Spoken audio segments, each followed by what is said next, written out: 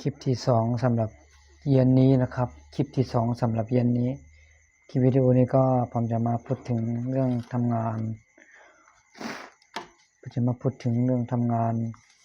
ในเมืองก็ดี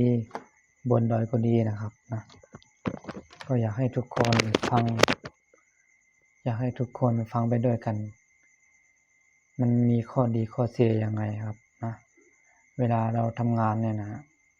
ไม่ว่าเป็นทำงานที่ไหนก็แล้วแต่ทำงานในเมืองก็ดีบนดอยก็ดีเมื่อกี้เนี่ยเราทำงานที่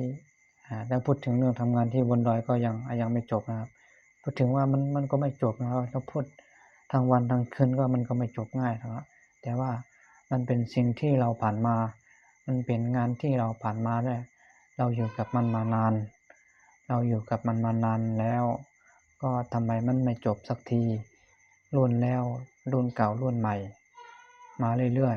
ๆนะฮะรุ่นเก่ารุ่นใหม่มาเรื่อยๆรุ่นปันลูกปันหลานจริงที่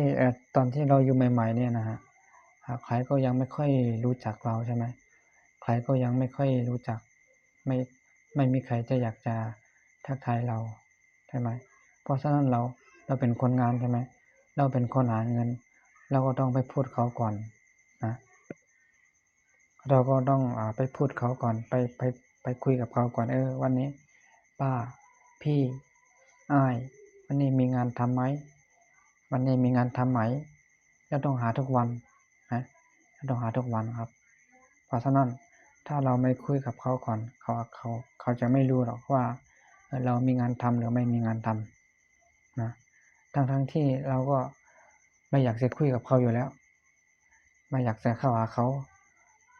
ทั้งที่เราก็ทำงานเหนื่อยอยู่แล้วทุกวันเนี้ยเราก็อยากจะพักผ่อนบ้างแต่รายจ่ายเราไม่คิดอย่างนั้นรายจ่ายเรามีทุกวันใช่ไหมรายจ่ายเรามีทุกวันทำงานบนดอยเนี่ยยิ่งหาเงินง่ายหากินก็ง่ายไม่จำเป็นต้องซื้อทุกอย่างนะฮะอย่างผักกาดผักชีผักเขียวเนี่ยไม่ได้ซื้อเลยนะไม่ได้ซื้อครับอย่างที่เราต้องซื้อก็หาน้ำมันเกลือผงชูรสข้าวแค่นี้เราก็เลยซื้อเราก็ต้องซื้อนะครับเราอยู่ที่ไหนก็ต้องซื้อพวกเนี้ยมันไม่ซื้อไม่ได้หรอกเพราะว่าเราต้องกินต้องใช้ทุกวันใช่ไหมเราต้องกินต้องใช้กันทุกวันเพราะฉะนั้นให้เราเข้าใจเรื่องทำงานเข้าใจทำมาหากินบ้างนะไม่ใช่ว่าเราอยากทำก็ทำเราอยากจะไม่ทำก็ทำเราอยากจะไปไหนก็ไปมันไม่ได้ครับเพราะฉะนั้นถ้าเราทำอย่างนั้นเราอาจจะไม่มีเงินเราอาจจะไม่มีเงินเก็บแต่มีเงินกินไม่มีเงินเก็บทุกคนเข้าใจเนาะสวัสดีครับ